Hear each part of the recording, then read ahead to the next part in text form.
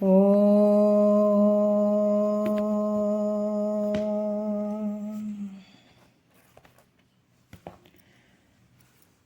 ಗುರುರ್ಬ್ರಹ್ಮ ಗುರುರ್ವಿಷ್ಣು ಗುರುರ್ದೇವೋ ಮಹೇಶ್ವರಃ ಗುರು ಸಾಕ್ಷಾತ್ ಪರಬ್ರಹ್ಮ ತಸ್ಮೈ ಶ್ರೀ ಗುರವೇ ನಮಃ.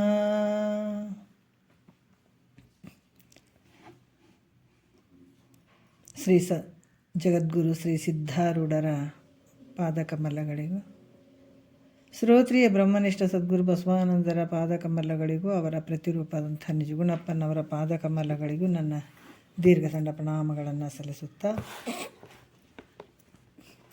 ಎಲ್ಲ ಮಹಾತ್ಮರ ಪಾದಕಮಲಗಳಿಗೂ ನನ್ನ ದೀರ್ಘದಂಡ ಪ್ರಣಾಮಗಳನ್ನು ಸಲ್ಲಿಸುತ್ತಾ, ಮನದಲ್ಲಿ ಸ್ಮರಿಸಿಕೊಳ್ಳುತ್ತಾ ತಮ್ಮೆಲ್ಲರಿಗೂ ವಂದಿಸುತ್ತಾ, ಇವತ್ತಿನ ಮೂರನೆಯ ಸಂಧಿಯ ಪರಮಾನುಭವದೆಯಲ್ಲಿ ಮೂರನೆಯ ಸಂಧಿಯ ವಿಚಾರಗಳಲ್ಲಿ ಇವತ್ತಿನ ಆಧಾರದ ಸೂತ್ರ 16ನೆಯ ಸೂತ್ರದಿಂದ ನಾವು ವಿಚಾರಗಳನ್ನು ಹೇಳಬೇಕಾಗ್ತದೆ.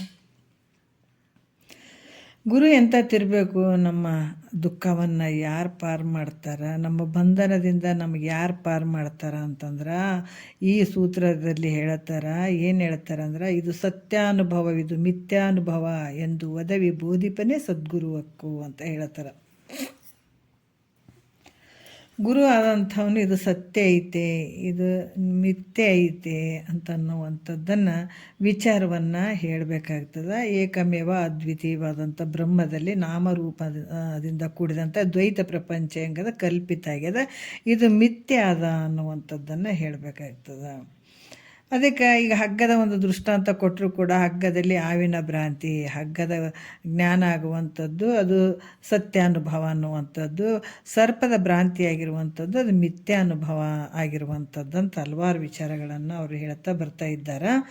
ಈಗ ನಾವು 8ನೆಯ ಒಂದು ವಿಚಾರಗಳನ್ನು ತಗೊಳ್ಳೋಣ. 8ನೇದಲ್ಲ, ಈಗ 7ನೇ ವಿಚಾರದಿಂದ ಸ್ವಲ್ಪ ನೋಡೋಣ. ಯಾಕೆ ಹಿಂದಿನ ವಿಚಾರದಲ್ಲಿ ಕೂಡ ಹಲವಾರು ವಿಚಾರಗಳನ್ನು ಹೇಳಿದರು. ಈಗ ನಾವು 6ನೇ ವಿಚಾರವನ್ನು ಸ್ವಲ್ಪ ತಗೊಂಡು ಮುಂದಕ್ಕೆ ಹೋಗೋಣ. ದ್ವೈತವೇ, ಇಲ್ಲಿ ಏನತ್ತಾರೆ, ದ್ವೈತವೇ ಜೀವನು, ಅದ್ವೈತ ನಂತರನು, ಆ ದ್ವೈತ ಅದ್ವೈತಗಳೆಂಬೆರಡನು ನೇತಿಗಳದು ಮೇಣವರ ತೋರಿಕೆ ಹುಡುಗಿ ನಿಂದಾತನೇ ಪೂರ್ಣ ಪರಮಾತ್ಮನು ಅಂತ ಹೇಳಿದರು ನಿನ್ನೆಯ ವಿಚಾರದಲ್ಲಿ. ಯಾಕಂದರೆ ಇದು ದೃಶ್ಯವಾಗಿರುವಂಥ ಈ ದ್ವೈತ ಪ್ರಪಂಚ ಸತ್ಯ ಅಂತ ಯಾರು ತಿಳಿದಿರ್ತಾರೆ ಅವ್ರು ಜೀವ ಅಂತ ಅನ್ಸ್ಕೊಳತ್ತಾರೆ ಅಲ್ಲ. ನಾವೆಲ್ಲ ಜೀವ ಯಾಕೆ ಇಲ್ರಿ, ನಾವು ಜೀವಾತ್ಮದೇನ್ರಿ ಅಂತ ನಾವು ಹೇಳ್ತೀವಲ್ಲ. ಯಾಕಂದ್ರೆ ಈ ದೃಶ್ಯ ಕಾಣುವಂಥ ಪ್ರಪಂಚ ಎಲ್ಲ ಸತ್ಯ ಅಂತ ಅಂದ್ಕೊಂಡೋದಕ್ಕಾಗಿ ಇದು ಜೀವಾತ್ಮ ಅಂತ ಅನ್ಸ್ಕೊಳತ್ತಾನ. ಮತ್ತು ಇದೆಲ್ಲ ಮಿಥ್ಯೆ ಅದ, ಅಧಿಷ್ಠಾನವಾದ ಸಚ್ಚಿದಾನಂದ ಸ್ವರೂಪನೇ ನಾನು.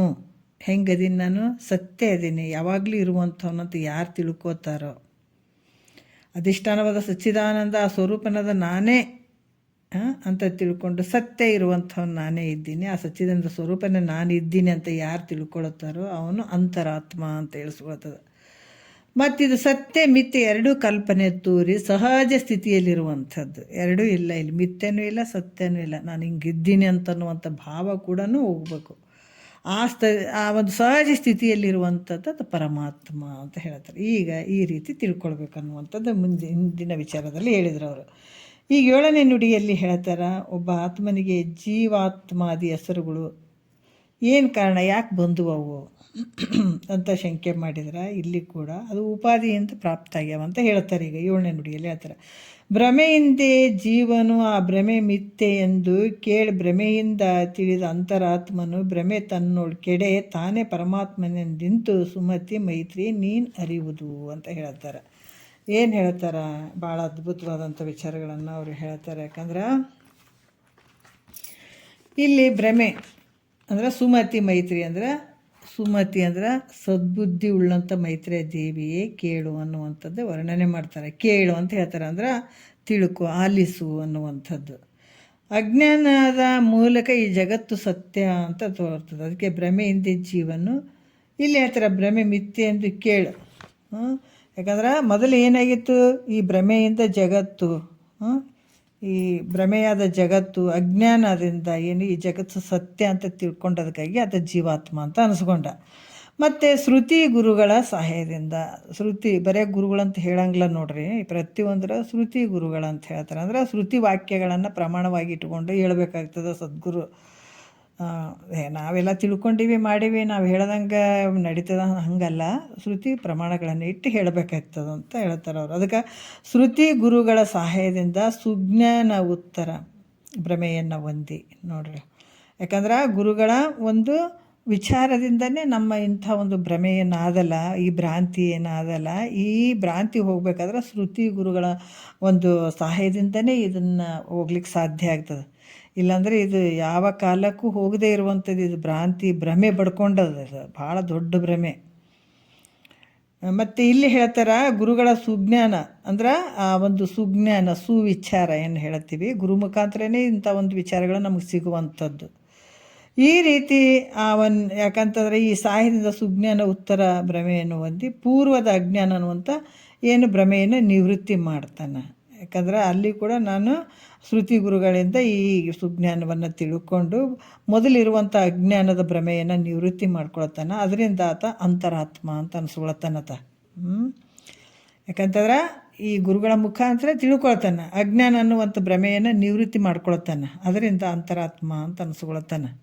ಮತ್ತು ಮುಳ್ಳಿನಿಂದ ತೆಗೆದು ಬಳಕೆ. ಈಗ ಮುಳ್ಳು ಕಾಲಿಗೆ ನೆಟ್ಟದ, ಅದನ್ನ ಎದರಿಂದ ತೆಗಿತೀವಿ, ಮುಳ್ಳಿನಿಂದನೇ ಆ ಮುಳ್ಳನ್ನು ತೆಗೆದು ನಂತರ ಆ ಮುಳ್ಳನ್ನು ಕಾಲಾಗಿರುವಂಥ ಮುಳ್ಳನ್ನು ಒಗೀತೀವಿ, ಮತ್ತು ಕೈಯಾಗಿರುವಂಥದ್ದು ತೆಗೆದಂಥ ಮುಳ್ಳನ್ನು ಕೂಡ ಹೆಂಗೆ ಒಗಿತೀವೋ ಹಾಗೆ ಕೂಡ ಅಜ್ಞಾನ ಅನ್ನುವಂಥದ್ದು ಪೂರ್ವ ಭ್ರಮೆ, ಜ್ಞಾನ ಉತ್ತರ ಭ್ರಮೆ. ಅಂದ್ರೆ ಈಗ ಅದೂ ಭ್ರಮೆ ಅಂತ. ಮೊದಲ ನಾನು ಈ ಜಗತ್ತು ಸತ್ಯ ಅದ, ಇರದೇ ಇರುವಂಥವೆಲ್ಲವೂ ಸತ್ಯ ಅಂತ ಕೂತ್ಕೊಂಡದಕ್ಕೆ ಅದು ಜೀವಾತ್ಮ ಅನ್ಸ್ಕೊಂಡನಲ್ಲ, ಆ ಭ್ರಮೆ ಗುರು ಮತ್ತು ಶ್ರುತಿಗಳ ಮುಖಾಂತರ ಅದು ಭ್ರಮೆಯನ್ನು ನಿವೃತ್ತಿ ಮಾಡಿಕೊಂಡು ನಾನು ಪರಮಾತ್ಮ ಸ್ವರೂಪ ಇದ್ದೀನಿ ಅಂತ, ನಾನು ಅಹಂ ಬ್ರಹ್ಮಾಸ್ಮಿ ಅನ್ನುವಂಥ ಭಾವ ಆತನ ಬಳಿ ಇರ್ತದೆ. ಆಮೇಲೆ ಗುರು ಮುಖಾಂತರ ತಿಳ್ಕೊಂಡ್ಮೇಲೆ ನಾನು ಜ್ಞಾನ ಅನ್ನುವಂಥ ಒಂದು ಅದು ಕೂಡ ನಾ ಅಂದ್ಕೊಂಡಿರ್ತಾನತ್ತ. ಅದು ಕೂಡ ಎರಡೂ ಹೋಗಬೇಕು. ಏನು ಅಜ್ಞಾನ ಕಾಲದಲ್ಲಿ ಇರದೇ ಇರುವಂಥ ವಸ್ತುಗಳು ಸತ್ಯ ಅಂತ ನಂಬಿದ್ದಕ್ಕಾಗಿ ಅದು ಆ ಒಂದು ಭ್ರಮೆ ಆಗಿರ್ಬೋದು.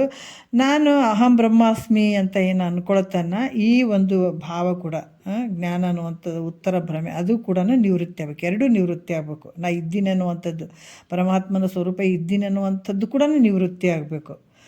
ಬಳಿಕ ಆ ಜ್ಞಾನವನ್ನು ತ್ಯಾಗ ಮಾಡಿ ನಾನು ಇದ್ದೀನಿ, ಪರಬ್ರಹ್ಮ ಸ್ವರೂಪ ನಾನು ಇದ್ದೀನಿ, ಅಹಂ ಬ್ರಹ್ಮಾಸ್ಮಿ ಇದ್ದೀನಿ ಅನ್ನುವಂಥ ಭಾವ ಕೂಡ ತ್ಯಾಗ ಆಗಬೇಕಲ್ಲಿ ಹೋಗ್ಬಿಡಬೇಕು. ನಾನು ಸಹಜವಾಗಿ ತನ್ನ ನಿಜದಲ್ಲಿ ತಾನಿರಲ್ಲ ನೋಡ್ರಿ. ತಾನು ಸಹಜವಾಗಿ ನಾವು ನಿದ್ರೆಯಲ್ಲಿ ಭಾಳಷ್ಟು ಉದಾಹರಣೆಗಳನ್ನು ತೊಗೊಳ್ಬೋದು. ನಿದ್ರೆ ಒಳಗೆ ಸ್ವಲ್ಪ ಚಿಂತೆ ಐತ್ರಿ ಅಂದ್ರೆ ನಿದ್ರೆ ಆಗ್ತದೆ ಅನ್ನೋದು. ಏನೇ ಇರಲಿ ಅಲ್ಲಿ ನಾವು ಯಾವ ವಸ್ತುಗಳ ಜೊತೆ ವ್ಯವಹಾರ ಮಾಡೋದು ಬೇಕಾಗಿಲ್ಲ. ನಾವು ಮಲಗಿರ್ತೀವಿ, ಒಂದು ಸ್ವಲ್ಪ ಐತ್ರಿ ಚಿಂತೆ ಅಂತಂದ್ರೆ ನಾವು ನಿದ್ದೆ ಅನ್ಕೋತೀವಿ ಅಂದ್ರಿಲ್ಲ. ಏನಿರ್ತದೆ ಸ್ವಲ್ಪ ಏನು ಭಾವನೆ ಇರ್ತದೆ, ಆ ವಿಚಾರ ಏನಿರ್ತದೆ, ಆ ಚಿಂತೆ ಏನಿರ್ತದೆ, ಅದೆಲ್ಲ ನಮ್ಮಿಂದ ಸಂಪೂರ್ಣ ಲಯ ಆದಾಗ ಮಾತ್ರ ಗಾಢವಾದ ನಿದ್ರೆ ಬರ್ತದಲ್ಲ. ಇಲ್ಲಿ ಕೂಡ ಏನಾಗ್ತದೆ ಅಂತಂದ್ರೆ ನಾನು ಅಹಂ ಬ್ರಹ್ಮಾಸ್ಮಿ ಇದ್ದೀನಿ ಅನ್ನುವಂಥದ್ದು ಕೂಡ ಅಲ್ಲಿ ನಿವೃತ್ತಿ ಆಗಬೇಕಾಗ್ತದೆ. ಆ ಜ್ಞಾನ ಕೂಡ ತ್ಯಾಗ ಮಾಡಿ ನಂತರ ತಾನು ಸಹಜವಾಗಿ ತನ್ನ ನಿಜದಲ್ಲಿ ತಾನಿರುವಂಥದ್ದು. ಸಹಜವಾಗಿ ಏನೊಂದಿಲ್ಲ ನೋಡ್ರಿ ಅಲ್ಲಿ. ಆತ ಯಾವ ರೀತಿ ಪರಮಾತ್ಮ ನೋಡ್ರಿ ಅಂತ ಹೆಂಗೆ ಹೇಳ್ತಾರೆ. ಎಲ್ಲಿ ಹುಡ್ಕಕ್ಕೆ ಹೋಗ್ತೀರಿ ಪರಮಾತ್ಮನಿಗ? ಅದಕ್ಕೆ ತಿಳ್ಕೊಂಡ ನಂತರ ಮಾಡಬಾರ್ದು ಹಂಗಂತಲ್ಲ, ತಿಳ್ಕೊಂಡ ನಂತರ ಅವ್ರವ್ರಿಗೆ ಬಿಟ್ಟದ್ದು, ಅದು ಅವ್ರವ್ರ ಬುದ್ಧಿ ಮಟ್ಟಕ್ಕೆ ಬಿಟ್ಟದ್ದು. ಪರಮಾತ್ಮ ಇಲ್ಲಂತ ಯಾವ ಮಹಾತ್ಮರು ಹೇಳಂಗಿಲ್ಲ, ದೇವ್ರಿಲ್ಲ ಅಂತ ಹೇಳಂಗಿಲ್ಲ. ಆದರೆ ದೇವ್ರು ಎಲ್ಲಿದ್ದಾನಂತ ತಿಳ್ಕೊಳ್ಬೇಕು. ಅದಕ್ಕೆ ಹೇಳ್ತಾರೆ ಅವರು, ಮಡಕೆಯ ಮಾಡುವಡೆ ಮಣ್ಣೆ ಮೊದಲು, ತೊಡುಗೆಯ ಮಾಡುವಡೆ ಒನ್ನೆ ಮೊದಲು, ಶಿವಪಥವನರಿವಡೆ ಗುರುಪಥ ಮೊದಲು, ಕೂಡಲ ಸಂಗಮ ದೇವನರಿವಡೆ ಶರಣರ ಸಂಘವೇ ಮೊದಲೇ ಮೊದಲು ಅಂತ ಹೇಳಿದ್ದಾರೆ. ಶಿವನನ್ನು ತಿಳ್ಕೊಬೇಕಾದ್ರೆ ಮಹಾತ್ಮರು ನೋಡಿ ಎಷ್ಟು ಚಂದ ಹೇಳ್ಯಾರ. ಶಿವನನ್ನು ತಿಳ್ಕೊಳ್ಬೇಕಾದ್ರೆ ಏನು ಹೇಳ್ತಾರೆ? ಗುರುಪಥ ಮೊದಲು. ಶಿವನನ್ನು ತಿಳ್ಕೊಬೇಕಾದ್ರೆ ಗುರುವಿನ ಕಾಣಬೇಕಾಗ್ತದೆ. ಶಿವನನ್ನು ತೋರಿಸ್ತಾನೆ, ಆತ ಎಲ್ಲಿದ್ದಾನಂತ ತೋರಿಸ್ತಾನೆ. ಇಲ್ಲ ಅಂತ ಹೇಳಿಲ್ಲ, ಇದ್ದಾನ. ಆದ್ರೆ ಆತ ಎಲ್ಲ ಕಡೆ ತುಂಬಿ ಭರಿತವಾಗಿದ್ದಾನ, ಎಲ್ಲ ಕಡೆ ಇದ್ದಾನ. ಎಲ್ಲಿದ್ದಾನ ಅಲ್ಲಿ ಪಕ್ಕ ಗುರುನಾಥ ತೋರಿಸ್ಕೊಡ್ತಾನೆ. ಹಂಗಾಗಿ ಇಲ್ಲಿ ಏನು ಹೇಳ್ತಾರೆ ಪರಮಾತ್ಮ ಅಂದರೆ, ನಾನು ಮರ್ತಿದ್ದೀನಿ ಅನ್ನುವಂಥ ಭಾವನೂ ಹೋಗಬೇಕು, ನಾ ಅರ್ತಿದ್ದೀನಿ, ನಾ ಪರಬ್ರಹ್ಮ ಸ್ವರೂಪ ಇದ್ದೀನಿ ಅನ್ನುವಂಥ ಭಾವ ಕೂಡ ಎರಡೂ ಹೋಗಬೇಕು. ಹೋದಾಗ ಸಹಜ ಸ್ಥಿತಿಯಲ್ಲಿ ಏನಿರ್ತಾನಲ್ಲ ಅದು ಪರಮಾತ್ಮ ಅಂತ ಹೇಳಿಸ್ಕೊಡುತ್ತಾನ. ಆ ಒಂದು ಸ್ವರೂಪ, ಅರಿವಿನ ಸ್ವರೂಪಕ್ಕೆ ಪರಮಾತ್ಮ ಅಂತ ತಿಳಿಸ್ಕೊಡುವಂಥದ್ದು, ಹೇಳಿಸ್ಕೊಳ್ತಕ್ಕಂಥವನು ಅಂತ ಹೇಳ್ತಾರೆ. ಮತ್ತೀಗ 8ನೇ ನುಡಿಯಲ್ಲಿ ಹೇಳ್ತಾರೆ, ಅಜ್ಞಾನ ತತ್ಕಾರ್ಯವಾದ ಜಗತ್ತು ಭ್ರಮಾತ್ಮಕವಾದದ್ದು ಮಿಥ್ಯ ಅಂತ ಹೇಳ್ಬೋದಪ್ಪ. ಯಾಕಂದ್ರೆ ಅಜ್ಞಾನದ ಕಾರ್ಯವಾದಂಥದ್ದು ಈ ಜಗತ್ತದ, ಇದು ಹೆಂಗದ ಭ್ರಮೆಯಿಂದ ಕೂಡ್ಯದ ಅಂತ, ಅದು ಮಿಥ್ಯ ಅಂತ ಹೇಳ್ಬೋದು. ಆದ್ರೆ ಗುರುಶಾಸ್ತ್ರಗಳಿಂದ ಉತ್ಪನ್ನವಂಥ ಪ್ರಾಮಾಣಿಕವಾದಂಥ ಸುಜ್ಞಾನಕ್ಕೆ ತಾವು ಉತ್ತರ ಭ್ರಮೆ ಅಂತ ಹೇಳಿದ್ರಲ್ಲ ಈಗ. ಅಂದ್ರೆ ಈಗ ಮೊದಲ ಪೂರ್ವ ಭ್ರಮೆ ಅಂತಂದ್ರೆ ಏನಂದ್ರೆ ಗುರುಶಾಸ್ತ್ರ ಕೇಳೋದಕ್ಕಿಂತ ಮುಂಚೆ ಈ ಜಗತ್ತು ಸತ್ಯ ಅಂದ್ಕೊಂಡು ಕೇಳಿದಾನತ. ಎಷ್ಟು ಸೂಕ್ಷ್ಮ ಐತಿ ನೋಡ್ರಿ. ಆತ ಜಗತ್ತು ಸತ್ಯ ಅಂತ ಆತ ಅಂದ್ಕೊಂಡಿದ್ದಾನೆ, ಆತ ಜೀವಾತ್ಮ ಅನ್ಸ್ಕೊಂಡಾನೆ. ಯಾವಾಗ ಗುರು ಶ್ರುತಿಗಳ ಮುಖಾಂತರ ಆತ ತಿಳ್ಕೊಂಡಿದ್ದಾನೆ, ಆಮೇಲೆ ಅನ್ನಿಸ್ತು ಅದು ಸುಜ್ಞಾನ ಅಂತ ಅನ್ನಿಸ್ತು. ಗುರು ಮುಖಾಂತರ ಕೇಳಿದದಕ್ಕಾಗಿ ಅಲ್ಲಿ ಆ ಒಂದು ಶಾಸ್ತ್ರಗಳಿಂದ ಜನ್ಮವಾದಂತಹ ಈ ಪ್ರಾಮಾಣಿಕವಾದ ಸುಜ್ಞಾನ, ಏನು ಸುಜ್ಞಾನ ಆಯ್ತು, ನಾನು ಅಹಂ ಬ್ರಹ್ಮಾಸ್ಮಿ ಅನ್ನುವಂಥ ಒಂದು ಸುಜ್ಞಾನ, ಅದು ಉತ್ತರ ಭ್ರಮೆ ಅಂತ ಹೇಳಿದ್ರು ಅವರು. ಅದು ಕೂಡ ಹೋಗ್ಬೇಕಲ್ಲ, ಅದಕ್ಕೆ ಉತ್ತರ ಭ್ರಮೆ, ನಾನು ಇದ್ದೀನಿ ಅನ್ನುವಂಥದ್ದು ಕೂಡ ಅದು ಭ್ರಮೆ ಆಗ್ತದೆ, ಅದು ಕೂಡ ಹೋಗ್ಬೇಕಾಗ್ತದೆ. ಅದಕ್ಕೆ ಉತ್ತರ ಭ್ರಮೆ ಆದ ಶ್ರುತಿ ಗುರುಗಳ ಮುಖಾಂತರ ತಿಳ್ಕೊಂಡ ಮೇಲೆ ಆದಂಥ ಒಂದು ಸುಜ್ಞಾನ ಏನಿರ್ತದೆ ಅದು ಕೂಡ ಉತ್ತರ ಭ್ರಮೆ ಅಂತ ಹೇಳ್ಸ್ಕೊಳ್ತದೆ. ಅದನ್ನು ಮಿಥ್ಯ ಅದ ಅಂತ ಕೂಡ ಹೇಳ್ತಾರೆ. ಅದು ಹೇಗೆ ಹೇಳ್ತೀರಿ? ಆ ಉತ್ತರ ಭ್ರಮೆ, ಯಾಕಂದ್ರೆ ಆ ಸುಜ್ಞಾನಕ್ಕೆ ಉತ್ತರ ಭ್ರಮೆ ಅಂತ ನೀವು ಹೆಂಗೆ ಹೇಳ್ತೀರಿ? ಗುರುಶಾಸ್ತ್ರದ ಮೂಲಕ ಉತ್ಪನ್ನವಾಗ್ಯದ ಅದು ಸುಜ್ಞಾನ ಅನ್ನುವಂಥದ್ದು. ಆ ಸುಜ್ಞಾನಕ್ಕೆ ಉತ್ತರ ಭ್ರಮೆ ಅಂತ ನೀವು ಹೆಂಗೆ ಹೇಳ್ತೀರಿ ಅಂತ ಶಂಕೆ ಮಾಡಿದ್ರೆ, ಅದಕ್ಕೆ ಇಲ್ಲಿ ಕೂಡ ಹೇಳ್ತಾರೆ, ನಮ್ಮ ಅದ್ವೈತ ಮತದಲ್ಲಿ ಆತ್ಮ ಭಿನ್ನ, ಗುರು ಶಾಸ್ತ್ರ ತಜ್ಜನ್ಯ ಜ್ಞಾನಾದಿಗಳೆಲ್ಲವೂ ಮಿಥ್ಯೆ ಆಗಿರ್ತಾವ ಅಂತ ಹೇಳ್ತಾರೆ ಅವರು. ಅದಕ್ಕೆ 8ನೇ ನುಡಿಯಲ್ಲಿ ಹೇಳ್ತಾರೆ, ಗುರು ಶಿಷ್ಯ ಬೋಧೆ ಜಾಗರಣದ ತೋರ್ಕೆ ಜಾಗರಣಾದಿ ಮಿಥ್ಯೆ ಎಂದೆನೆ, ಮತ್ತೆ ಗುರು ಶಿಷ್ಯ ಬೋಧಗಳಿವು ನಿಜ ಒಪ್ಪುವೆ, ಸರಸಿ ಜಾನನೆ ಕಲ್ಪಿತವೆ ನೋಡು. ಏನು ಹೇಳ್ತಾರ? ಸರಸಿ ಜಾನನೆ ಅಂದ್ರೆ ಕಮಲಮುಖಿ ಇರುವಂಥ ಮೈತ್ರಾದೇವಿಗೆ ವರ್ಣನೆ ಮಾಡ್ತಾರೆ. ಗುರು ಶಿಷ್ಯರ ಬೋಧೆ ಅಂದ್ರೆ ಗುರು ಮತ್ತು ಶಿಷ್ಯರು ಇವುಗಳಿಂದ ಹುಟ್ಟಿದಂಥ ಜ್ಞಾನ. ಏನು ಹೇಳ್ತಾರೆ ಇಲ್ಲಿ? ಜಾಗ್ರ ಪ್ರಪಂಚವೇ ಮಿಥ್ಯೆ ಅಂತ ಹೇಳಕತ್ತಾರೆ ಇಲ್ಲಿ. ಏನು ಹೇಳ್ತಾರೆ? ಮಾಮೂಲಿ ಹೇಳ್ತಾರೆ ನೋಡ್ರಿ, ಜಾಗರಣ ಅದು ಇವೆಲ್ಲ ಏನದಾವ ಮಿಥ್ಯೆ ಅದಾವ, ಜಾಗ್ರ ಪ್ರಪಂಚವೇ ಮಿಥ್ಯೆ ಅಂತ ಹೇಳಿದ ಮೇಲೆ ಆ ಜಾಗ್ರದ ಅವಸ್ಥೆಯಲ್ಲೇ ನಾವು ಇದು ಜಾಗ್ರ ಅವಸ್ಥೆಯನ್ನು ಮಿಥ್ಯೆ ಅಂತ ಹೇಳ್ತೀವಲ್ಲ, ಇಲ್ಲೇ ನಾವು ಗುರುವನ್ನು ಕಾಣ್ತೀವಿ. ಶಿಷ್ಯ ಈ ಜ್ಞಾನ ಪಡ್ಕೊಳ್ಳುವಂಥದ್ದು, ಗುರು ಹೇಳುವಂಥದ್ದು, ಶಿಷ್ಯ ಕೇಳುವಂಥದ್ದು, ಇವೆಲ್ಲ ವ್ಯವಹಾರಗಳು ನಡೆದಾವೆ. ಈ ಜ್ಞಾನ ಎಲ್ಲಿ ನಡೆದಾವ? ಜಾಗ್ರದಲ್ಲೇ. ಮತ್ತು ಜಾಗರಣೆ ಮಿಥ್ಯೆ ಅಂತಂದ್ಮೇಲೆ ಮತ್ತು ಇವೆಲ್ಲ ವ್ಯವಹಾರಗಳು ಸತ್ಯ ಆಗ್ತವೇನ? ಎಂದಾದ್ರೆ ಇವನು ಮಿಥ್ಯೆನೇ ಆಗ್ತಾವ. ಜಾಗ್ರದಲ್ಲಿ ಏನು ಜಾಗರಣೆ ಸುಳ್ಳು ಅಂತಂದ್ಮೇಲೆ ಜಾಗ್ರದಲ್ಲಿ ಮಾಡಿದಂಥ ಎಲ್ಲ ವ್ಯವಹಾರಗಳು ಸುಳ್ಳು ಆಗ್ತಾವ? ಸತ್ಯ ಆಗ್ತವೇನು ಅಂದ್ರೆ ಅವು ಆಗಂಗಿಲ್ಲ, ಸತ್ಯ ಆಗಂಗಿಲ್ಲ. ಯಾಕಂದ್ರೆ ಜಾಗರಣೆ ಸುಳ್ಳು ಅದಂದ್ಮೇಲೆ ಗುರು ಶಿಷ್ಯರ ಬೋಧಕತ್ವ, ಈ ವ್ಯವಹಾರ ಜ್ಞಾನ ಇದೆಲ್ಲನೂ ಸುಳ್ಳು ಆಗ್ತದೆ. ಸತ್ಯ ಆಗ್ತದೆ ಅಂದರೆ ಎಂದಿಗೂ ಆಗಂಗಿಲ್ಲ. ಅಂದ್ರೆ ನಮ್ಮ ಅದ್ವೈತ ಮತದಲ್ಲಿ ಆತ್ಮ ಭಿನ್ನ, ಸರ್ವವೂ ಕಲ್ಪಿತ, ಮಿಥ್ಯೆ ಆಗಿರೋದಂತೆ ನಿಶ್ಚಯವಾಗಿ ತಿಳಿ ಅಂತ ಹೇಳ್ತಾರೆ. ಏನು ಹೇಳ್ತಾರೆ? ಎಲ್ಲ ಒಂದು ನಮ್ಮ ಅದ್ವೈತ ಮತದಲ್ಲಿ ಆತ್ಮ ಭಿನ್ನ, ಯಾಕಂದ್ರೆ ಸರ್ವವು ಕಲ್ಪಿತ, ಆತ್ಮನ ಬಿಟ್ಟರೆ ಬೇರೆ ಎಲ್ಲವೂ ಕಲ್ಪಿತವಾಗಿರುವಂಥದ್ದು ಅಂತ ನಿಶ್ಚಯವಾಗಿ ತಿಳಿ, ಆತ್ಮ ಇರುವಂಥದ್ದು ಒಬ್ಬನೇ ಅದಾನ, ಒಂದೇ ಅದ ಅಂತನ್ನುವಂಥದ್ದು ವಿಚಾರ ಹೇಳ್ತಾರೆ ಅವರು. ಯಾಕಂದರೆ ಇರುವಂಥದ್ದು ಸತ್ಯ, ಅದಕ್ಕೆ ಆಧಾರ ಕನಸಿಗೆ ಸತ್ಯ ಆಗಿರುವಂಥ ಆ ವ್ಯಕ್ತಿ ಇರ್ತಾನಿಲ್ಲ, ಅಲ್ಲೇ ಆತನ ಹತ್ರ ಕನಸು ತೋರ್ತಾವೆ. ಅದ್ರಂಗೆ ಇರುವಂಥದ್ದು ಅದ್ವೈತ ಸ್ವರೂಪ ಒಂದೇ ಐತೆ, ಅದರಲ್ಲಿ ತೋರುವಂಥ ಈ ಪ್ರಪಂಚ, ಸರ್ವ ಪ್ರಪಂಚ ಎಲ್ಲ ಮಿಥ್ಯೆ ಐತೆ. ಹಿಂಗೆ ತಿಳ್ಕೊ, ಇರುವಂಥದ್ದು ಒಂದೇ ಸತ್ಯವಾಗಿರುವಂಥದ್ದು, ಉಳಿದಂಥವೆಲ್ಲ ಮಿಥ್ಯೆ ಅದ, ಕಲ್ಪಿತ ಅದಾವ ಅಂತ ಕೂಡ ಹೇಳ್ತಾರೆ ಅವರು. ಕಲ್ಪಿತ ಅಂದರೆ ಏನು ಇಲ್ಲವೇ ಇಲ್ಲ ನೋಡ್ರಿ. ಅದಕ್ಕೆ ಮತ್ತು ಇಲ್ಲಿ ಹೇಳ್ತಾರೆ, ಗುರು ಮತ್ತು ಶಿಷ್ಯ ಇವರುಗಳ ಸಂಬಂಧವಾದ ಜ್ಞಾನ ಇವುಗಳೆಲ್ಲ ಮಿಥ್ಯೆ ಆಗಲು ಆ ಜ್ಞಾನದಿಂದ ಹುಟ್ಟಿದ ಮೋಕ್ಷವಾದರೂ ಸುಳ್ಳೇ ಆಯಿತು. ಅಂದರೆ ಅವ್ರು ಹೇಳ್ತಾರೆ, ಗುರು ಶಿಷ್ಯರು ಇವರುಗಳ ಮತ್ತು ಸಂಬಂಧವಾದಂಥ ಈ ಜ್ಞಾನ ಹೇಳುವಂಥದ್ದು ಇದು ಜ್ಞಾನ ಇವೆಲ್ಲ ಮಿಥ್ಯೆ ಅಂತ ಹೇಳಿದ ಮೇಲೆ ಈ ಜ್ಞಾನದಿಂದ ಹುಟ್ಟಿದಂಥ ಮೋಕ್ಷ ಆದರೂ ಕೂಡ ಸುಳ್ಳೇ ಆಗ್ತದೆ. ಆದರೆ ಅದರಿಂದ ಏನು ಪ್ರಯೋಜನ ಇಲ್ಲದ ಹಾಗೆ ಆಗ್ತದಲ್ಲ. ಅದರಿಂದ ಏನಾಗ್ತದೆ? ಇದು ಮೋಕ್ಷ ಆದರೂ ಕೂಡ ಸುಳ್ಳೇ ಆಗ್ತದೆ, ಅದರಿಂದ ಇದ್ರ ಪ್ರಯೋಜನವೇ ಇಲ್ಲದಂಗೆ ಆಯ್ತಲ್ಲ. ಹೀಗಾದ್ರಿಂದ ವೇದಾಂತಕ್ಕೆ ಒಂದು ಪುರುಷಾರ್ಥವೇ ಇಲ್ಲದಂತಾಗ್ತಲ್ಲ ಅಂತ ಶಂಕೆ ಮಾಡಿದರೆ ಇದೆಲ್ಲ ಯಾಕೆ ಕೇಳಬೇಕು? ಮೋಕ್ಷನೇ ಇಲ್ಲ ಅನ್ನಂಗೆ ಆಗ್ತದೆ. ಯಾಕಂದರೆ ಗುರು ಶಿಷ್ಯರ ಸಂವಾದ ರೂಪನೇ ಮಿಥ್ಯೆ ಆದಂತಂದಾಗ ಇದು ಅದರಿಂದ ಮತ್ತು ಹುಟ್ಟಿದಂಥ ಮೋಕ್ಷನ ಸತ್ಯ ಆಗ್ತದೆ ಅದನ್ನೂ ಇಲ್ಲ. ಅದಕ್ಕೆ ಈ ರೀತಿಯಾಗಿ ಅವರು ಹೇಳ್ತಾರೆ. ಇದು ಕೂಡ ಸುಳ್ಳು ಅಂತ ಅನ್ಬೇಕಾಗ್ತದೆ. ಹಂಗಂದರೆ ಇದರಿಂದ ಏನು ಪ್ರಯೋಜನ ಇಲ್ಲ. ಕೇಳುವಂಥದ್ದು ಹೇಳುವಂಥದ್ದು ಮತ್ತು ಸುಳ್ಳಾದಂಥ ಮೇಲೆ ಇದೆಲ್ಲ ಯಾಕ್ರಿ ಮಾಡ್ಬೇಕು ನಾವು? ಎಲ್ಲ ಸುಳ್ಳು ಅಂತ ಹೇಳಕತ್ತೀರಿ. ಮಾಡುವಂಥ ವ್ಯವಹಾರ, ಕೇಳುವಂಥದ್ದು ಹೇಳುವಂಥದ್ದು, ಗುರು ಶಾಸ್ತ್ರ ಎಲ್ಲನೂ ಸುಳ್ಳಾದ್ಮೇಲೆ ಮೋಕ್ಷನೂ ಸುಳ್ಳೇ ಆಯಿತು. ಅದಕ್ಕೆ ಇದರಿಂದ ಪ್ರಯೋಜನ ಇಲ್ದಂಗೆ ಆಗಿಬಿಡ್ತು ಅಂತ ಏನಾರ ಶಂಕೆ ಮಾಡಿದ್ರೆ ಅದಕ್ಕೆ ಉತ್ತರ ಭಾಳ ಅದ್ಭುತವಾಗಿ ಹೇಳ್ತಾರೆ. 9ನೇ ನುಡಿಯಲ್ಲಿ ಹೇಳ್ತಾರೆ, ಕನಸಿನಂಗನೆಯ ಸಂಗತಿಯಿಂದೇ ತಥ್ಯವೆಂದೆನೆ ವೀರ್ಯ ಪತನಾದಿಯಹುದಂತೆ ವನಿತೆ ಕೇಳು ಗುರು ಶಿಷ್ಯ ಬೋಧೆ ಕಲ್ಪಿತವಾಗಿ ಜನಿಸುವ ನಿಜ ಮುಕ್ತಿಯದು ಸತ್ಯ ಅಂತ ಭಾಳ ಅದ್ಭುತವಾಗಿ ಹೇಳ್ತಾರೆ. ಒಂದು ವಿಚಾರ ಹೇಳ್ತಾರೆ ಏನಂದರೆ, ಕನಸಿನಂಗನೆ ಅಂದರೆ ಸ್ವಪ್ನದಲ್ಲಿ ಸ್ತ್ರೀಯಳ, ಸ್ವಪ್ನದಲ್ಲಿರುವಂಥ ಸ್ತ್ರೀ ಕನಸಿನಲ್ಲಿ ಸ್ವಪ್ನದಲ್ಲಿ ಒಬ್ಬ ಸ್ತ್ರೀ ಬಂದಿದ್ದಾಳೆ. ಆದ್ರೆ ಆ ಸ್ತ್ರೀ ಸತ್ಯ ಏನು ಅಂದರೆ ಮಿಥ್ಯೆ ಆಗಿರುವಂಥ ಕೆದಳಕೆ. ಅವಳ ಸಾವಾಸವಾದರೂ ಕೂಡ ಮಿಥ್ಯೆ. ಅಲ್ಲಿ ಒಬ್ಬ ಪುರುಷನಿಗೆ ಆ ಸ್ತ್ರೀ ಕನಸಿನಲ್ಲಿ ಬಂದಿದ್ದಾಳೆ. ಆದ್ರೆ ಈ ಒಂದು ಅವಳ ಸವಾಸ ಆತ ಮಾಡಿದರೂ ಕೂಡ ಅದನ್ನು ಮಿಥ್ಯೆನೇ. ಅದು ಕನಸು ಬಿದ್ದದತ್ತಿಗೆ ಈ ರೀತಿ ತೋರಕತ್ತದ. ಆದರೂ ಕೂಡ ಅಲ್ಲಿ ಆಕೆ ಒಂದು ಸಂಘದಿಂದ ಆತಗೆ ಏನಾಗ್ತದೆ, ವೀರ್ಯಪತನ ಆದಂಗೆ ಆಗ್ತದೆ.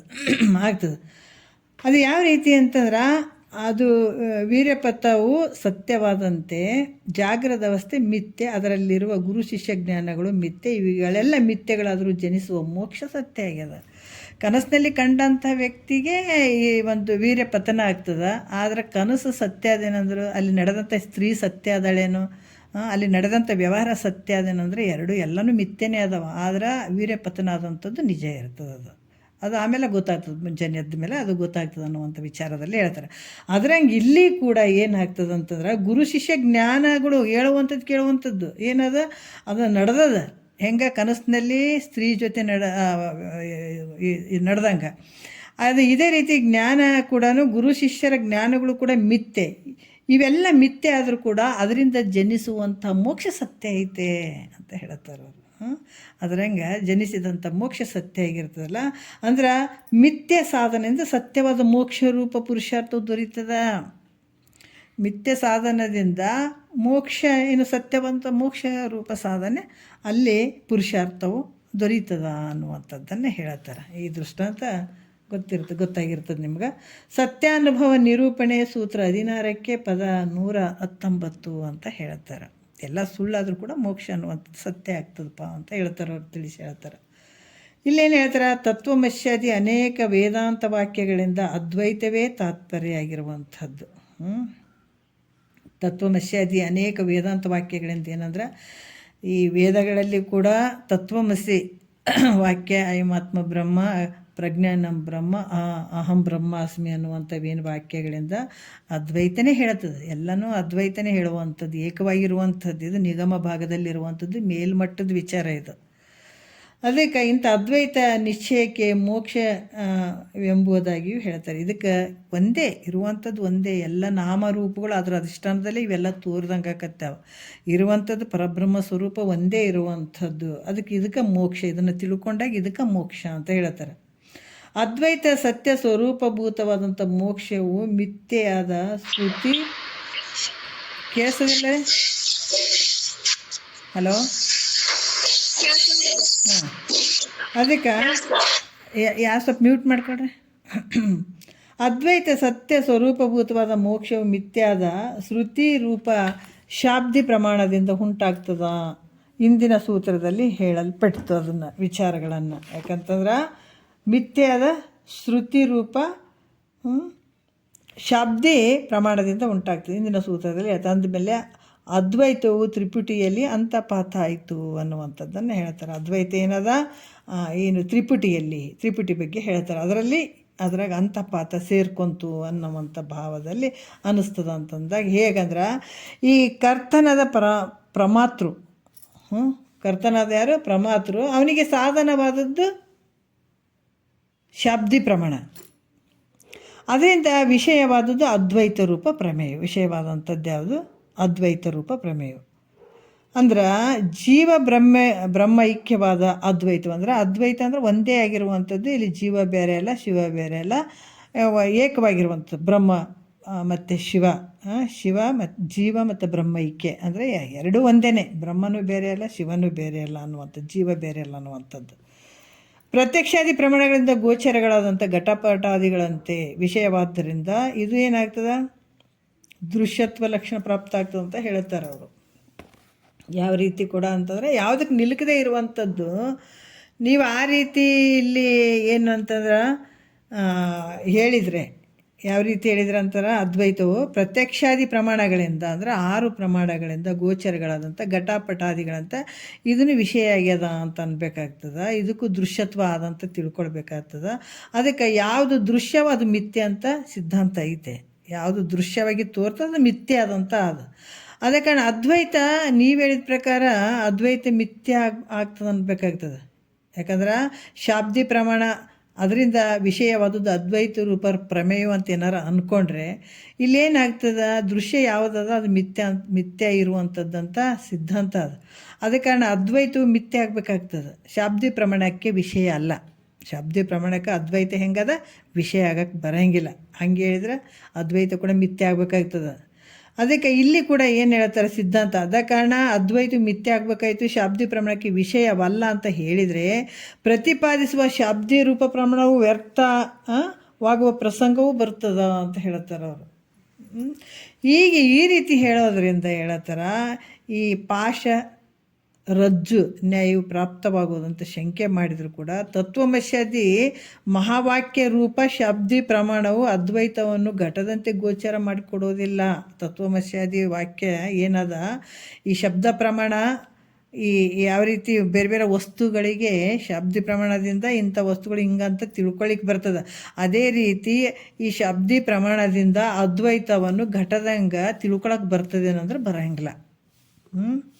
ಅಂದರೆ ಅಭೇದ ರೂಪ ಅದ್ವೈತ ಸ್ವರೂಪದಲ್ಲಿ ಭ್ರಾಂತಿಯಿಂದ ತೋರುವ ದ್ವೈತ ಪ್ರಪಂಚ ಹೆಂಗದ? ಯಾವ ಪ್ರಮಾಣಕ್ಕೆ ನಿಲುಕದೇ ಇರುವಂಥದ್ದು ನಿನ್ನ ಸ್ವರೂಪ ಅದು. ಯಾವುದೋ ಒಂದು ಪ್ರಮಾಣದಿಂದ ಇದನ್ನು ನೋಡಕ್ಕೆ ಬರ್ತದೇನೋ, ತಿಳ್ಕೊಳಕ್ಕೆ ಬರ್ತದೇನೋ ಅಂದ್ರೆ ಬರೋಂಗಿಲ್ಲ. ಯಾವುದಕ್ಕೆ ತಿಳ್ತಂದ್ರೆ ಘಟಪಟಾದಿಗಳಂಗೆ ತಿಳ್ಕೊಳಕ್ಕೆ ಬರ್ತದಾನೆ. ನಿನ್ನ ಸ್ವರೂಪ ಅಂದ್ರೆ ಹಂಗೆ ತಿಳ್ಕೊಳಕ್ಕೆ ಬರೋಂಗಿಲ್ಲ ಅದು. ಅದಕ್ಕೆ ಅಭೇದ ರೂಪ ಅದ್ವೈತ ಸ್ವರೂಪದಲ್ಲಿ ಅಭೇದವಾಗಿರುವಂಥದ್ದು, ಭೇದಕ್ಕೆ ಅವಕಾಶನೇ ಇಲ್ಲ. ಅದು ಬೇರೆ ಇದು ಬೇರೆ ಅನ್ನುವಂಥದ್ದು ಇಲ್ಲವೇ ಇಲ್ಲ. ಆದರೆ ಆ ಸ್ವರೂಪದಲ್ಲಿ ಭ್ರಾಂತಿಯಿಂದ ತೋರುವಂಥ ದ್ವೈತ ಪ್ರಪಂಚವು ಅಲ್ಲಿ ಇರಂಗಿಲ್ಲ, ನಿರಾಕರಿಸ್ತದೆ. ಅಲ್ಲಿ ಇರೋಕ್ಕೆ ಸಾಧ್ಯನೇ ಇಲ್ಲ ದ್ವೈತದಲ್ಲಿ, ಅದ್ವೈತದಲ್ಲಿ. ಅದರಿಂದ ಶಾಬ್ದ ಪ್ರಮಾಣವು ಯಾಕಂದ್ರೆ ಅದರಿಂದ ಶಬ್ದ ಪ್ರಮಾಣವು ಪ್ರಯೋಜನಕರವಾಗಿರುವುದು ಮಹಾವಾಕ್ಯ ಪ್ರಮಾಣದಿಂದ ಜನ್ಯವಾದಂತಹ ಅಹಂ ಬ್ರಹ್ಮಾಸ್ಮಿ ಎಂಬ ವೃತ್ತಾತ್ಮಕ ಜ್ಞಾನದಿಂದ. ನೋಡ್ರಿ ಇಲ್ಲಿ ಏನು ಹೇಳ್ತಾರೆ, ಪ್ರಪಂಚವನ್ನು ನಿರಾಕರಿಸ್ತದೆ. ಅದರಿಂದ ಶಾಬ್ದಿ ಪ್ರಮಾಣವು ಪ್ರಯೋಜನಕರವಾಗಿರುವಂಥದ್ದು ಮಹಾವಾಕ್ಯ ಪ್ರಮಾಣದಿಂದ. ಮಹಾವಾಕ್ಯ ಅನ್ನುವಂಥದ್ದು ಒಂದು ಪ್ರಮಾಣದಿಂದ ಉತ್ಪನ್ನವಾದಂಥದ್ದು ಯಾವುದು? ಅಹಂ ಬ್ರಹ್ಮಾಸ್ಮಿ. ಆ ಮಹಾವಾಕ್ಯದಿಂದ ಜನ್ಯವಾದಂಥದ್ದು ಯಾವುದು? ಅಹಂ ಬ್ರಹ್ಮಾಸ್ಮಿ. ಈ ವೃತ್ತಾತ್ಮಕ ಜ್ಞಾನದಿಂದ ದ್ವೈತ ಭ್ರಾಂತಿಯು ವಾಯುವಿನಿಂದ ಮೇಘ ಪಟಲವು ದೂರವಾಗಲು ಅಹಂ ಬ್ರಹ್ಮಾಸ್ಮಿ ಅನ್ನುವಂಥ ವೃತ್ತಾತ್ಮಕ ಜ್ಞಾನದಿಂದ ದ್ವೈತ ಭ್ರಾಂತಿ ನಿವೃತ್ತಿ ಆಗ್ತದೆ. ದ್ವೈತ ಅದು ಹೆಂಗಾಗ್ತದ? ಮೇಘಗಳು ಮೋಡಗಳು ಇದ್ದಾಗ ವಾಯುವು ಹೊಡೆತಕ್ಕೆ ಮೋಡಗಳೆಲ್ಲ ಹೋಗ್ಬಿಡ್ತಾವೆ ನೋಡ್ರಿ, ದೂರ ಆಗಿಬಿಡ್ತಾವಲ್ಲ. ಆ ರೀತಿ ಈ ಒಂದು ಅಹಂ ಬ್ರಹ್ಮಾಸ್ಮಿ ಅನ್ನುವಂಥ ವೃತ್ತಿ ದ್ವೈತ ಪ್ರಪಂಚದ ಭ್ರಮೆಯನ್ನು ನಾಶ ಮಾಡ್ತದ. ಪ್ರಕಾಶಮಯವಾದ ಸೂರ್ಯನಂತೆ ಸ್ವಯಂ ಪ್ರಕಾಶ ರೂಪ ಅದ್ವೈತವು ತನ್ನಷ್ಟಕ್ಕೆ ತಾನೇ ಒಳಿಲಿಕ್ಕೆ ಶುರುವಾಗ್ತದೆ. ಯಾವಾಗ ದ್ವೈತ ಪ್ರಪಂಚದ ಭಾವ ಹೋಗ್ತದ, ಅದ್ವೈತದ ಭಾವ ಅಲ್ಲಿ ಬಂದಾಗ, ಯಾಕಂದ್ರೆ ಅಹಂ ಬ್ರಹ್ಮಾಸ್ಮಿ ಅನ್ನುವಂಥ ವೃತ್ತಾತ್ಮಕ ಜ್ಞಾನದಿಂದ ದ್ವೈತ ಭ್ರಾಂತಿ ನಿವೃತ್ತಿ ಆಗಿಬಿಡ್ತದೆ, ದೂರ ಹೋಗ್ಬಿಡ್ತದೆ. ಅದೇ ರೀತಿ ಕೂಡ ಈ ಯಾವಾಗ ಮೋಡ ಚೆದಿರ್ತಂದ್ರೆ ಸೂರ್ಯ ಚಂದ ಕಾಣಕ್ಕೆ ಶುರುವಾಗ್ತದೆ ನೋಡ್ರಿ.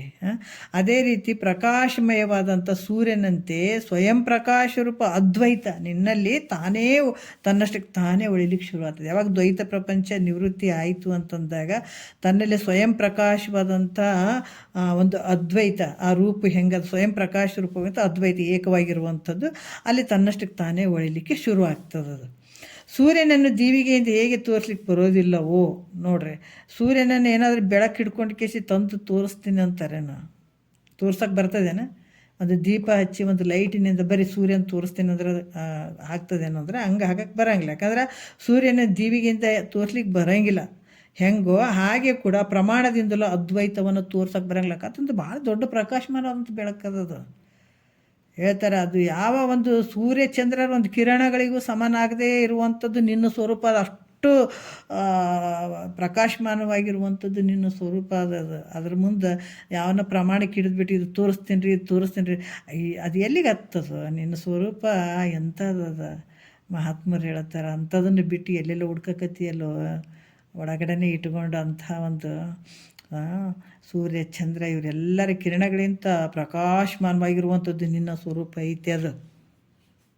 ಅದಕ್ಕೆ ಇಲ್ಲಿ ಕೂಡ ಯಾವ ಪ್ರಮಾಣದಿಂದ ಈ ಸ್ವರೂಪವನ್ನು ತೋರ್ಸಕ್ಕೆ ಬರೋಂಗಿಲ್ಲ, ಅದ್ವೈತವನ್ನು ತೋರ್ಸಕ್ಕೆ ಬರೋದಿಲ್ಲ. ಅದರಿಂದ ಅದ್ವೈತ ದೃಶ್ಯ ಐತೆ ಏನಂದ್ರೆ ಅದ್ವೈತ ದೃಶ್ಯ ಅಲ್ಲ. ಯಾಕಂದರೆ ದೃಶ್ಯ ಇತ್ತು ಅಂದ್ರೆ ನಾಶ ಆಗ್ತದೆ. ಅದು ದೃಶ್ಯ ಅಲ್ಲ, ಅದಕ್ಕೆ ದೃಶ್ಯವಲ್ಲದ್ದರಿಂದ ಇದು ಮಿಥ್ಯೆ ಅಲ್ಲ. ದೃಶ್ಯ ಯಾವುದು ತೋರ್ತದೆ ಎಲ್ಲ ಮಿಥ್ಯೆ ಅಂತ ನಾವು ಚೆನ್ನಾಗಿ ತಿಳ್ಕೊಬೇಕು. ಕಣ್ಣಿಗೆ ಏನು ಕಾಣ್ತದೆ ಅದು ದೃಶ್ಯವಾಗಿ ಕಾಣ್ತದೆ, ಅದೆಲ್ಲ ಮಿಥ್ಯೆ ಆಗ್ತದಪ್ಪ, ಒಂದಲ್ದು ಒಂದು ಸಲ ನಾಶ ಆಗ್ತದೆ ಅಂತ ತಿಳ್ಕೊಬೇಕು. ನಮ್ಮ ಶರೀರವನ್ನು ಹಿಡ್ಕೊಂಡು ನಮ್ಗೆ ಏನು ನಮ್ಮ ದೃಶ್ಯವಾಗಿ ಏನು ತಿಳಿಸಿಕೊಳಕತ್ತಾವ, ಅರಿಸಿಕೊಳಕತ್ತಾವ, ಇವೆಲ್ಲ ಒಂದಲ್ದು ಒಂದು ಸಲ ನಾಶ ಆಗ್ತಾವಂತ ನಾವು ಪಕ್ಕ ತಲೆಗೆ ಇಟ್ಕೋಬೇಕು. ಅದಕ್ಕೆ ಯಾವ ದೃಶ್ಯವಾಗಿ ಕಾಣ್ತಾವ ಅವು ಏನದಾವ, ಮಿಥ್ಯೆ ಅದಾವ. ಮತ್ತು ನಾನು ನೋಡುವಂಥವ್ನ ಸತ್ಯ ಇದ್ದೀನಿ. ಯಾಕಂದ್ರೆ ಅದು ದೃಶ್ಯವಾಗಿ ನಮ್ಗೆ ತೋರಿಸ್ಕೊಳ್ತಾನೇನಿಲ್ಲ, ಅದೇ ಸ್ವರೂಪನೇ ನಾವಿದ್ದೀವಿ. ವಸ್ತು ಇನ್ನೊಂದು ವಸ್ತು ಇದ್ದಾಗ ತೋರಿಸ್ಕೊಳ್ಬೋದು, ಅದು ಬಾಜು ಐತಪ್ಪ ನಾವು ನೋಡ್ಬೋದು ಅಂತ ಅನ್ಬೋದು. ಅದೇ ಸ್ವರೂಪನೇ ನೀನಿದ್ದಾಗ ನೀನು ಎಲ್ಲಿ ತೋರ್ತಿದ್ದೀನಿ? ಹಾಂ, ಕಣ್ಣಿಗೆ ಕಣ್ಣಾಗಿರುವಂಥವ್ನು, ಕಿವಿಯಾಗಿರುವಂಥದ್ದು. ಈ ಕಣ್ಣು ನಮ್ಗೆ ನೋಡ್ಕೊಳಕ್ಕಾಗ್ತದೆ? ನಮಗೆ ನೋಡ್ಕೊಳಕ್ಕಾಗಲ್ಲ. ಕಣ್ಣಿಗೆ ಕಣ್ಣಾಗಿರುವಂಥವ್ನು ಅದಾನಂತ. ಹಂಗಾಗಿ ಇಲ್ಲಿ ಕೂಡ ಏನು ಹೇಳ್ತಾರೆ, ಅದ್ವೈತವು ದೃಶ್ಯವಲ್ಲದ್ದರಿಂದ ಅದು ಮಿಥ್ಯೆ ಅಲ್ಲ. ಅದು ಹೆಂಗದ? ಸತ್ಯವಾಗಿರುವಂಥದ್ದು ಅದ. ಅಂದ್ರೆ ಸ್ವಯಂ ಪ್ರಕಾಶ ರೂಪ ಅದ್ವೈತವು ಸ್ವತಃ ಪ್ರಮಾಣ ಸ್ವರೂಪ ಆಗ್ಯದ ತಾನೇ. ಅದಕ್ಕೆ ತನಗೆ ತಾನೇ ಸಾಟಿ ಅದನ, ತನಗೆ ತಾನೇ ಪ್ರಮಾಣ ಅದನ್ನು ಹೊರತಾಗಿ ಇನ್ನೊಂದು ಪ್ರಮಾಣ ಇಲ್ಲಿ ಉಪಯೋಗ ಮಾಡೋಂಗಿಲ್ಲ. ಪರತ ಪ್ರಮಾಣವಲ್ಲ. ಈ ಕಾರಣದಿಂದಲೇ ಪ್ರತ್ಯಕ್ಷಾದಿ ಪ್ರಮಾಣಗಳು ಅದ್ವೈತವನ್ನು ಕುರಿತು ಬೋಧಿಸುವುದಿಲ್ಲ. 6 ಪ್ರಮಾಣಗಳೇನು ಅದಾವಲ್ಲ ಅದ್ವೈತವನ್ನು ಕುರಿತು ಅದನ್ನು ಹೇಳಕ್ಕೆ ಸಾಧ್ಯ ಇಲ್ಲ. ಹಿಂಗೈತಪ್ಪ ಅಂತ 6 ಪ್ರಮಾಣಗಳಿಂದ ಇಟ್ಕೊಂಡು ಈ ರೂಪ ನಿಂದು ಹಿಂಗೈತೆ ಅಂತ ಹಿಂಗೆ ಹೇಳಕ್ಕೆ ಬರೋಂಗಿಲ್ಲ. ಅದಕ್ಕೆ ಆತ್ಮ ಅಭಿನ್ನ ದ್ವೈತವನ್ನು ವಿಷಯ ಮಾಡ್ತದ. ಆತ್ಮ ಹೆಂಗೆ ಮಾಡ್ತದ ದ್ವೈತವನ್ನು, ಯಾಕಂದ್ರೆ ಇಲ್ಲಿ ವಿಷಯವನ್ನು ಮಾಡ್ತದೆ. ಅದರಿಂದ ದ್ವೈತ ಪ್ರಪಂಚವೇ ಮಿಥ್ಯೆ ಎಂಬುದು ಸಿದ್ಧ ಆಗ್ತದೆ. ಯಾಕಂದ್ರೆ ದ್ವೈತ ಪ್ರಪಂಚ ಮಿಥ್ಯೆ ಆಗಿರುವಂಥದ್ದು ದೃಶ್ಯವಾಗಿ ತೋರ್ತದೆ, ಅದಕ್ಕೆ ಅದು ಮಿಥ್ಯೆ ಐತೆ ಅಂತ ಹೇಳ್ತಾರೆ. ಆದ್ರೆ ಅದ್ವೈತ ರೂಪ ಆತ್ಮ ಹೆಂಗದನ, ಪ್ರಮಾಣಗಳಿಗೆ ಅತೀತವಾಗಿರುವಂಥವನದಾನ, ಯಾವ ಪ್ರಮಾಣಕ್ಕೆ ನಿಲುಕದೇ ಇರುವಂಥವನದಾನತ. ಅದರಿಂದ ಅದು ಹೆಂಗದನ, ಸತ್ಯವಾಗಿರುವಂಥ, ಯಾವಾಗಲಿರುವಂಥವ್ನು. ನೀವು ಹುಟ್ಟೋದಕ್ಕಿಂತ ಮುಂಚೆನೂ ಅದಾನ, ಈ ಶರೀರ ಹುಟ್ಟೋದಕ್ಕಿಂತ ಮುಂಚೆನೂ ಅದಾನ, ಶರೀರ ಬಿದ್ದಾದ ಮೇಲೂ ಇರ್ತಾನೆ, ಕೊನೆಗೂ ಇರ್ತಾನೆ, ಯಾವಾಗಲೂ ಇರ್ತಾನೆ. ಅದಕ್ಕೆ ನಾಶ ಅನ್ನೋದು ಇಲ್ಲವೇ ಇಲ್ಲ. ಅದಕ್ಕೆ ಈ ರೀತಿಯಾಗಿ ಸತ್ಯನಾಗಿರುವಂಥವನು ಅಂತ ಹೇಳುವಂಥದ್ದು. ಈ ರೀತಿಯಾಗಿ ಇಲ್ಲಿ ಈ ವಿಷಯವನ್ನು ಇಲ್ಲಿ ಹೇಳ್ತಾರೆ. ಮತ್ತು ಮುಂದಿನ ವಿಚಾರದಲ್ಲಿ ಕೂಡ ಹೇಳ್ತಾರೆ. 17ನೆಯ ಒಂದು ಸೂತ್ರದಲ್ಲಿ ಹೇಳ್ತಾರೆ, ಮಾನಾದಿ ತ್ರಿಪುಟಿ ದೂರದಾಗಿಯ ಅದ್ವೈತಕ್ಕೆ ಪೌಣವಿಲ್ಲಬದಿದ್ದು ಸಿದ್ಧ ಅಂತ ಹೇಳ್ತಾರೆ ನೋಡ್ರಿ. ಯಾಕಂದ್ರೆ ಮಾನಾದಿ ಅಂದರೆ ಈ ತ್ರಿಪುಟಿಗಳು. ಅಂದರೆ ತಿಳಿಯುವಂಥವನು, ಮನಾದಿ ಅಂದರೆ ಪ್ರತ್ಯಕ್ಷಾದಿ ಸಾಧನ ಮೊದಲಾದವು. ಇವೆಲ್ಲ ತ್ರಿಪುಟಿಗಳು ಅದಾವ. ಮೇ ಅನ್ನುವಂಥ ತ್ರಿಪುಟಿಗಳು ಇವು ಅದಾವೇನ್ರಿ ಅದ್ವೈತಕ್ಕೆ. ನಿನ್ನ ನಿಜ ಸ್ವರೂಪಕ್ಕೆ ಅದಾವೇನಂತಂದ್ರೆ ಇವು ನಿಜ ಸ್ವರೂಪಕ್ಕೆ ಇಲ್ಲ. ಯಾವ ಪದಾರ್ಥವು ಹೇಗೆ ಇರುವುದು ಹಾಗೆ ತಿಳಿಯೋದಕ್ಕೆ ಪ್ರಮೇಯ ಅಂತ ಹೇಳ್ತಾರೆ. ಪ್ರಮೇಯ ಅಂತಂದ್ರೆ ಒಂದು ವಸ್ತು ಹಿಂಗೆ ಐತಂತ ಯಥಾರ್ಥವಾಗಿ ತಿಳಿಯುವಂಥದ್ದು. ಪದಾರ್ಥವು ಹೇಗೆ ಇರುವುದೋ ಹಾಗೆ ತಿಳ್ಕೊಳ್ಳುವಂಥದ್ದು ಅದಕ್ಕೆ ಪ್ರಮೇಯ ಅಂತ ಹೇಳ್ತಾರೆ. ಮತ್ತು ಪ್ರಮಾರೂಪ ಯಥಾರ್ಥವಾದ ಜ್ಞಾನಕ್ಕೆ ಕರ್ತನಾದ್ದರಿಂದ ಪ್ರಮಾತೃ ಅಂತ ಹೇಳಿಸ್ಕೊಳ್ತಾನೈತ. ಮತ್ತು ಜ್ಞಾನೋತ್ಪತ್ತಿಗೆ ವ್ಯಾಪಾರಾಶ್ರಯ ಅಸಾಧಾರಣ ಕಾರಣ ಏನಾಗಿರ್ತಾನೆ ಅದು ಪ್ರಮಾಣ ಅಂತ ಅನಿಸ್ಕೊಳ್ತದೆ. ಅದಕ್ಕೆ ಈ ರೀತಿಯಾಗಿ ಇಂಥ ಪ್ರಮಾಣದಿಂದ ಯಾವುದು ಗೋಚರ ಆಗ್ತದೆ, ಇಂಥ ಪ್ರಮಾಣದಿಂದ ಯಾವುದು ಗೋಚರ ಆಗ್ತದೆ ಅದು ಪ್ರಮೇಯ ಅಂತ ಹೇಳಿಸ್ಕೊಳ್ತದ. ಅದಕ್ಕೆ ಇವು ತ್ರಿಪುಟಿಗಳು, ಪ್ರಮಾತೃ, ಪ್ರಮಾಣ, ಪ್ರಮೇಯ. ಇವು ಯಾಕಂದರೆ ನಿನ್ನ ನಿಜ ಸ್ವರೂಪದಲ್ಲಿ, ಈ ಅದ್ವೈತ ಸ್ವರೂಪದಲ್ಲಿ ಇವು ತೋರ್ತವೇನಂದರೆ ತ್ರಿಪುಟಿಗಳು ಕೂಡ ತೋರಂಗಿಲ್ಲ. ಇಲ್ಲವೇ ಇಲ್ಲ ನೋಡ್ರಿ, ಇವು ಕೂಡ ಇಲ್ಲ. ಅದರಿಂದ ಅದ್ವೈತವನ್ನು ನಾವು ತಿಳ್ಕೊಳ್ತೀವಿ, ನಮಗೆ ಕಾಣಿಸ್ಬೇಕು, ನಾವು ನೋಡ್ತೀವಿ ಮಾಡ್ತೀವಿ ಅಂತ ವಿಚಾರಕ್ಕೆ ಮಾಡಿಸಿಕೊಡುವಂತಹ ಯಾವ ಪ್ರಮಾಣಗಳು ಇಲ್ಲ ಅದ್ವೈತಕ್ಕೆ. ತನಗೆ ತಾನೇ ಪ್ರಮಾಣ ಅದನ್ನು. ಹೌದಪ್ಪ, ಬೇರೆ ವಸ್ತು ಅಂತಂದ್ರೆ ನಾವು ಪ್ರತ್ಯಕ್ಷ ಪ್ರಮಾಣ, ಅನುಮಾನ ಪ್ರಮಾಣ, ಅನುಪಲಬ್ಧಿ ಪ್ರಮಾಣ, ಶಬ್ದ ಪ್ರಮಾಣ, ಉಪಮಾನ ಪ್ರಮಾಣ, ಅರ್ಥಪತ್ತಿ ಪ್ರಮಾಣ, ಏನು 6 ಪ್ರಮಾಣಗಳದಾವ.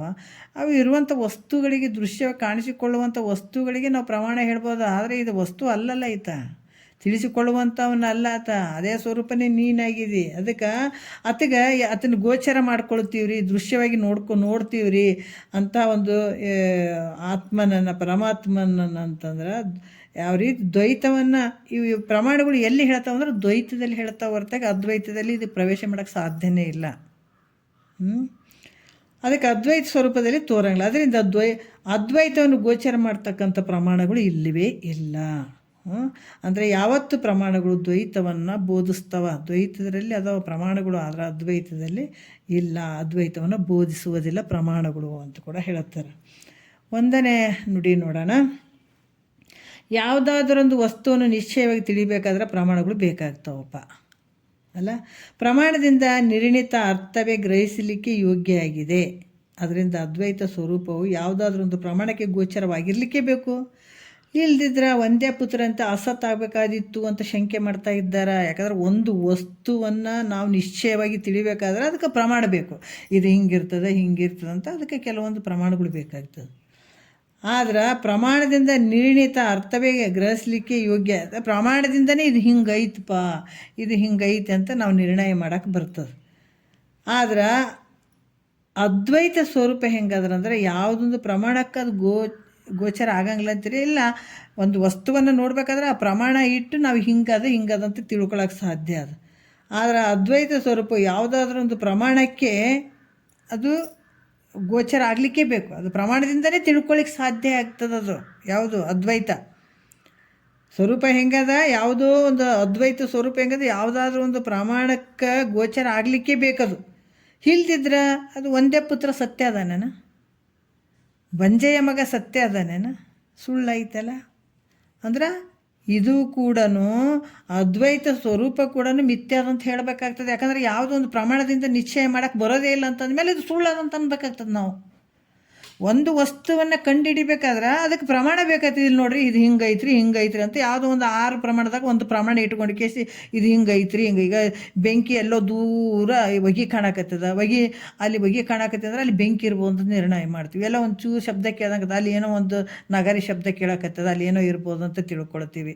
ಹಿಂಗೆಲ್ಲ ಪ್ರಮಾಣಗಳು ಇರ್ತಾವೆ. ಹೌದಾ? ಇಂಥ ಒಂದು ಈ ಪ್ರಮಾಣಗಳು ಯಾವುದೋ ಒಂದು ವಸ್ತುವನ್ನು ನಿರ್ಣಯ ಮಾಡೋಕ್ಕೆ ಇಂಥ ಪ್ರಮಾಣಗಳು ಬಳಸಬೇಕಾಗ್ತದೆ. ಆದರೆ ಇದು ಅದ್ವೈತ ಕೂಡ ಅದು ಪ್ರಮಾಣದಿಂದನೇ ನಮಗೆ ಗೋಚರ ಆಗಬೇಕು, ಅದು ಅರ್ಥಕ್ಕೆ ಬರಬೇಕಾಗ್ತದೆ. ಅದು ಇರದೇ ಇದ್ದರೆ ಸುಳ್ಳು ಅಂತ ಅನ್ನಿಸ್ಬೇಕಾಗ್ತದೆ. ಇದು ಅದ್ವೈತ ಸ್ವರೂಪನೇ ಸುಳ್ಳು ಅಂತ ಅನ್ಬೇಕಾಗ್ತದೆ. ಹೆಂಗೆ ಬಂಜೆಯ ಮಗನಂಗ, ಬಂಜೆಯ ಮಗ ಸತ್ಯ ಅದನ್ನೇನು ಅಂದ್ರೆ ಒಂದೇ ಪುತ್ರನಂಗೆ ಅಂದರೆ ಬಂಜೆಯ ಮಗ ಸತ್ಯ ಅಂತ ಅನ್ನಿಸ್ತದೇನೋ ಅಂದರೆ ಇಲ್ಲ, ಸುಳ್ಳು ಅಂತಲೇ ಅನ್ನಿಸ್ತದೆ. ಹಂಗೆ ಅಸತ್ತಾಗಬೇಕಾಗ್ತದೆ ನೋಡು ಅಂತ ಶಂಕೆ ಮಾಡಿದ್ರೆ 1ನೇ ನುಡಿಯಲ್ಲಿ ಹೇಳ್ತಾರೆ, ಭೇದ ಜನ್ಮಗಳೆನಿಸುವ ಪ್ರತ್ಯಕ್ಷಾದಿಯಾದ ಪವಣವೆಂಬೆಲ್ಲವೂ ಭೇದ ಬೋಧಕ್ಕೆ ಪವಣ ವಹಿಸಿ ನಿಜವನ್ನು ಬೋಧಿಸುವಲ್ಲಿ ಪವಣವಿಲ್ಲ. ಎಷ್ಟು ಚಂದ ಹೇಳ್ತಾರೆ ನೋಡ್ರಿ. ಅದಕ್ಕೆ ನಿಜಗೊಂಡ್ರದು ಕಲ್ಲು ಸಕ್ಕರೆ ಇದ್ದಂಗೆ ಅದ. ಮಹಾತ್ಮರು ಧನ್ಯರಾಗಿಬಿಟ್ರು, ಕುಣಿದು ಬಿಟ್ರು. ಗ್ರಂಥಗಳನ್ನು ತಲೆ ಮೇಲೆ ಇಟ್ಕೊಂಡು ಕುಣಿದಿದ್ದಾರೆ ರೀ ಅವರು. ಅಷ್ಟು ಒಂದು ಉತ್ಕೃಷ್ಟವಾದಂಥ ನಿಜಗೊಂಡ್ರೆ ನಿಜವಾಗಿ ಭಾಳ ಈ ಶಾಸ್ತ್ರದ ಒಳಗೆ ಹೊಕ್ಕೋರು ಧನ್ಯರಂತ ಹೇಳಬೇಕಾಗ್ತದೆ. ಯಾಕಂದ್ರೆ ಅಷ್ಟೊಂದು ಸೂಕ್ಷ್ಮ ವಿಚಾರಗಳು ಇದರಲ್ಲಿ ಅಡಕವಾಗಿದ್ದಾವೆ.